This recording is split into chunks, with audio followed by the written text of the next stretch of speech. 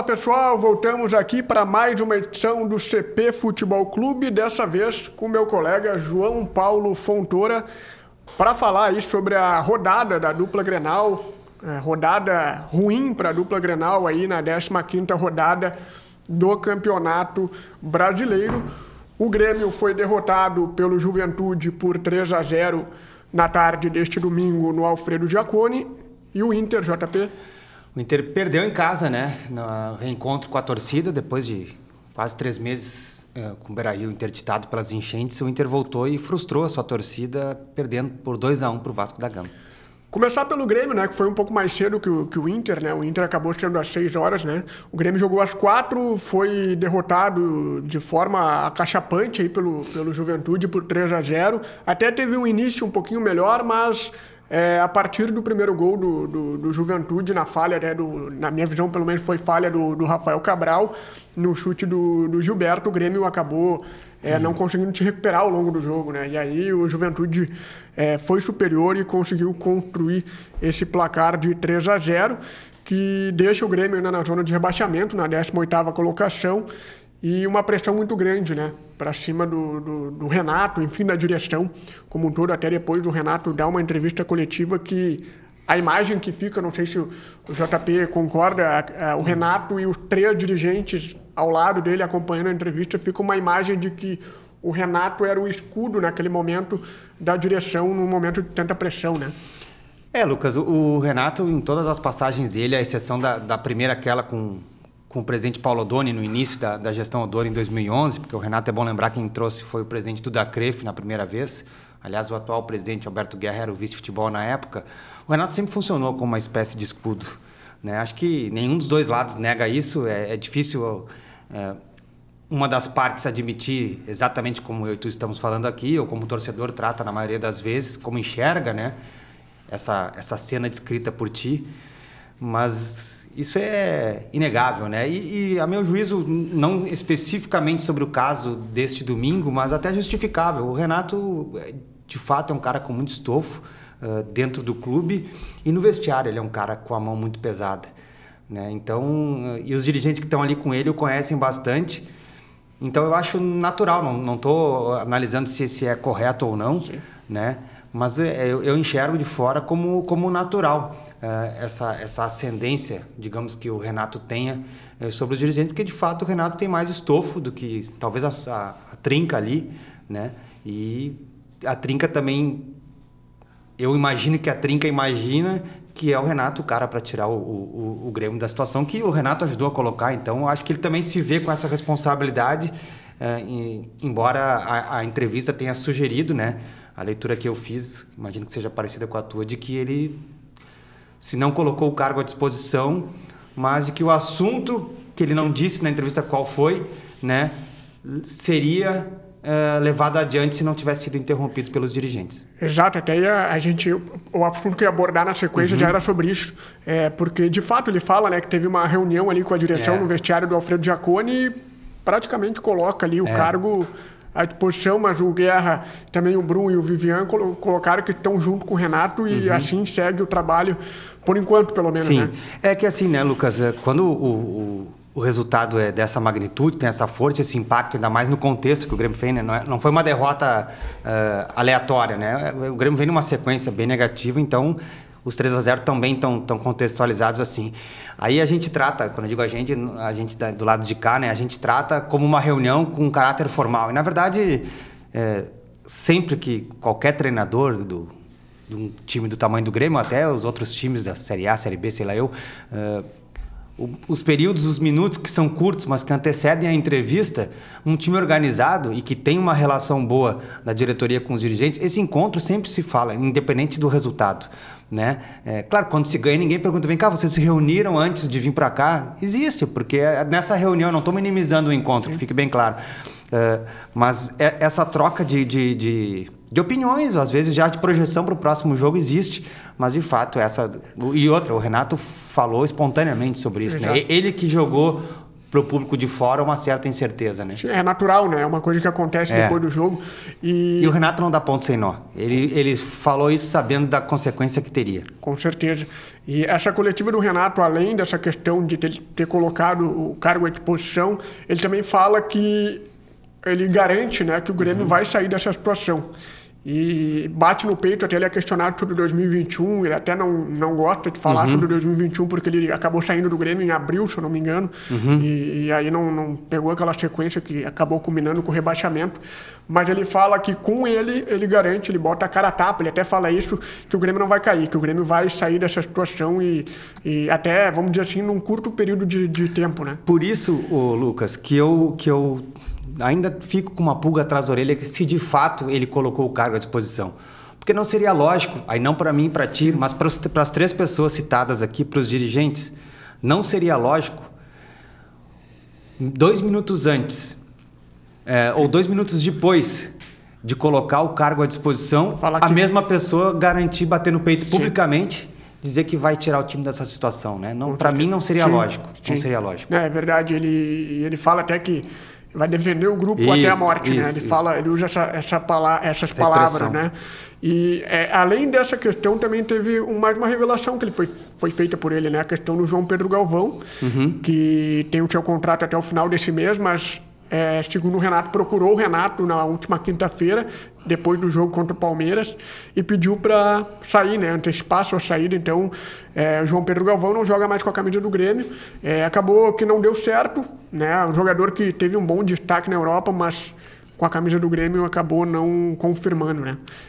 E de novo, repito, não me chama tanta atenção assim esse episódio. Eu vivi isso aí lá no clube em 2018, com o Bressan. Eu não conheço o JP Galvão. Os jogadores têm esse trânsito com o Renato e surpreende não a fala do Renato, mas sim a ausência da fala de alguém superior ao Renato, né? Quando um jogador se desliga do clube, embora não fosse uma surpresa, porque ele se desligaria contratualmente agora nos próximos dias, mas à medida que se antecipa uma decisão, ela é do lado do jogador, porque se dependesse do clube, me parece que o jogador permaneceria. Sim. Né? Porque se fosse a opinião do clube a mesma do jogador, ou se não quisesse antecipar uma saída, pelo menos afastava o jogador e tirava do Renato a possibilidade de contratá-lo. Me parece que era a intenção também da diretoria contar com o JP Galvão. Sim. O jogador que achou partiu por bem, dele, né? Partiu dele. Né? E aí eu acho que até o que a gente estava falando no início, a questão de não ter alguém da diretoria, acho que deveria ter, inclusive, pelo que foi o jogo, né? Alguém falar, ou Guerra, ou... Enfim, o Guerra, acho que, pelo menos na minha visão, o presidente, pela situação que o Grêmio está passando, mas aí entra... E é engraçado, Lucas, que o Renato ele usa o termo de...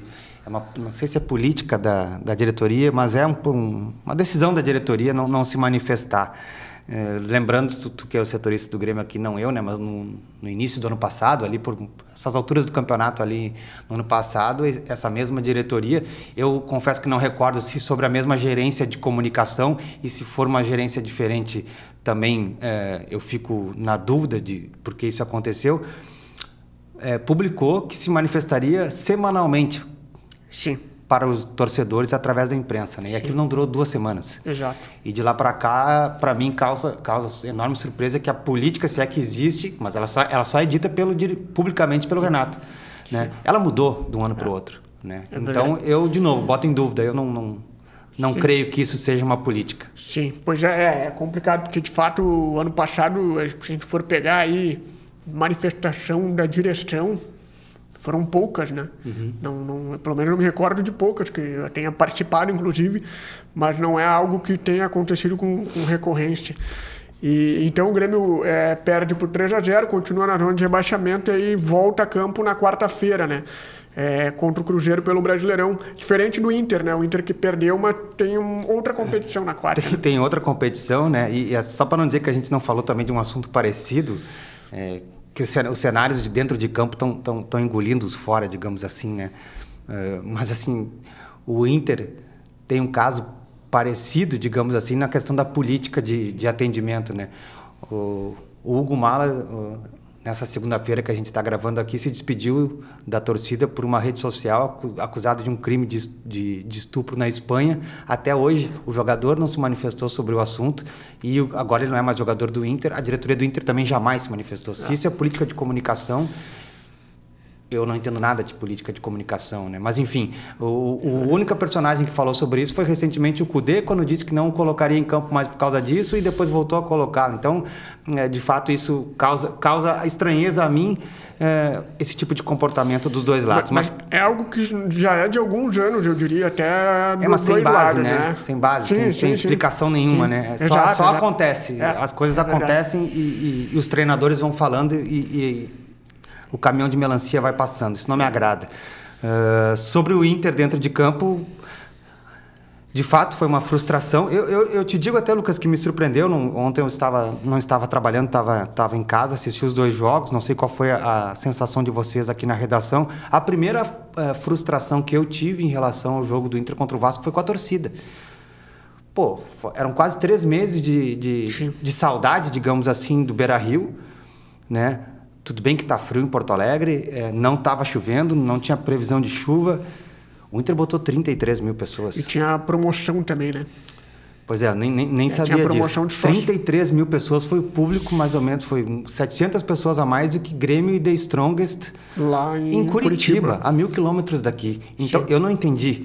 E acho que o Inter... Depende não, né? Acho que o Inter tem que contar com o seu torcedor na quarta-feira para o jogo que a gente vai programar, vai projetar, imagino que com mais detalhes na edição de amanhã do nosso programa aqui, mas de fato é um anticlímax para essa véspera de jogo, perder do jeito que perdeu. E assim, aí vou falar um pouquinho assim, me estendendo, não em defesa ao Kudê, mas de compreensão ao discurso do Kudê pós-jogo, porque ele não faltou com a verdade no seguinte aspecto. O Inter jogou para ganhar com sobras o primeiro tempo. Sim. Né? Criou, se não criou muito, ele não correu o menor risco. Ele teve o jogo sob controle, porque o adversário de fato é muito fraco. O Inter todo desfalcado, mesmo assim, é muito superior ao Vasco. E aí toma um gol numa fatalidade de um jogador que entrou em função da saída de uma fatalidade muito maior. Eu me assustei na hora do lance do René. Bem feio. E é que o passado condena o Robert Renan, né? Mas enfim, foi uma fatalidade. E se caísse no meu pé ou no teu, seguia 0-0. Caiu no pé do guri, do Adson, fez uma jogadaça, passou pelo Fernando, fez um golaço. Então, o Kudê não falou em azar, sou eu que estou falando aqui. Mas, assim, o jogo foi... O Inter era melhor naquele momento. E no final forçou um pouquinho, mas se tivesse mais 5 minutos, empatava o jogo. Teve chance para empatar. O Robert Renan botou uma bola na trave. O fato é, Lucas, isso tensiona muito o jogo de quarta-feira, né? E por ser contra quem é. Sim. Por ser contra quem é, por ser contra quem foi esse ano. Exatamente. Contra a Juventude. E aí teremos um personagem que vai ser o Robert Renan, porque muito provavelmente ele vai ser o titular da lateral esquerda. Está exposto. Eu nem recordava que esse foi o primeiro jogo dele depois daquele episódio da cavadinha contra o Juventude. Sim. No Beira-Rio, né? No Beira-Rio, sim. Porque ele é afastado, joga só alguns jogos fora, né? Aí teve a enchente, né? E aí volta a jogar no Beira-Rio agora e vai ser titular provavelmente na quarta-feira. O Kudê antecipou na entrevista dele, ele disse, até em tom de lamentação e, de novo, repito, compreensível. O cenário, o ambiente não vai ser bom antes de a bola rolar. Sim. Então, nesse tipo de jogo, quem tem que dar resposta é o time no início. Para chamar a torcida junto, Exatamente. E do outro lado vai ter um Juventude, longe de estar de sangue doce, me parece um time bastante competitivo, mas assim, numa situação, entre aspas, mais confortável, né? Vem de uma vitória muito boa e tem um retrospecto contra o Inter recente também, que é algo que vai pressionar o Inter, o Eduardo Cudê, enfim. Enquanto o Inter vai ter a Copa do Brasil, né? O Grêmio ele joga pelo Campeonato Brasileiro, 6h30, um pouco mais cedo, o jogo do Inter é às 7. Os 2 jogos são mais cedo porque se imaginou que a seleção jogaria mais tarde, né? Exatamente. Porque o Brasil ganhou mãozinha da Copa América. Verdade. O Grêmio joga às 6h30 no Centenário contra o Cruzeiro e deve ter aí algumas novidades, né? A começar pelo gol, né? Que até o Renato fala na coletiva, né? Que o titular dele é o Marquezinho. Ele explica que o Marquezinho não jogou porque ele fez um exame de imagem, por ele ter tido uma lesão se jogasse. Ele volta ao gol. O Rafael não pode... Já jogou pelo Cruzeiro. Já jogou na Copa do Brasil, não vai poder jogar. Ele falhou no gol, né? Não foi bem contra o Juventude. Então o Marquezinho volta ao gol do Grêmio e também o Soteldo, que é uma outra novidade que o Grêmio deve ter contra o Cruzeiro. Além desses 2, o Soteldo que estava na Copa América com a Venezuela, o Rodrigo Eli também volta de suspensão aí, também deve ficar à disposição do Renato. E o Renato que vai ter um treinamento nesta terça-feira pela manhã para definir a equipe que vai a campo contra o Cruzeiro. Uma pressão muito grande, precisando voltar a vencer e quem sabe vencendo combinado a outros resultados, enfim, depois de 8 rodadas deixando a zona de rebaixamento é uma possibilidade. 6h30 da noite, o Inter às 7 horas também com retornos importantes, né? O principal retorno do Valência, né, Lucas? Com certeza não jogou no final de semana contra o Vasco. Acho que o Inter deu uma seguradinha para contar com o tanque cheio do equatoriano. E preparando material para o Correio do Povo dessa terça-feira, eu estava fazendo uma pesquisa em relação à escalação do Inter, que aqui o titular desse programa, o Fabrício Falkowski, projetava para o jogo que seria no dia 1º de maio, Inter e Juventude, né, pela terceira fase da Copa do Brasil, quando as enchentes estavam começando e aí o jogo foi adiado, né? E como eu sei que tu deve estar encaminhando o final do programa aí, eu deixo a pergunta no ar para quem está nos assistindo, porque eu confesso que não tenho uma opinião definitiva, né? Naquela época, no início do mês de maio, quando estava marcado o jogo Inter e Juventude, estariam de fora do jogo, pelo lado do Inter, né? Eu só pesquisei o lado do Inter, não pesquisei do Juventude, o Valência e Alan Patrick, 2 jogadores machucados. Em compensação, estavam e não vão estar agora, por motivos diferentes, o Rocher e o Borré, que estão na Copa América, o René, por essa lesão feia que ele teve. Tá bem, né? Não, ele está bem, exatamente. O que mais importa é que ele está bem. Ele não vai poder jogar. Provavelmente o jogo da volta também fique de fora. E o Maurício, que naquela época era titular, mas se a gente avançar um pouquinho, ele já não seria considerado desfalque de um titular, né? Importante seria, né? Então, sinceramente, eu não sei se o adiamento... Na verdade, eu estou inclinado a achar de que, guardadas todos os problemas que houve com as enchentes, o adiamento do jogo foi bom, principalmente para o Kudê.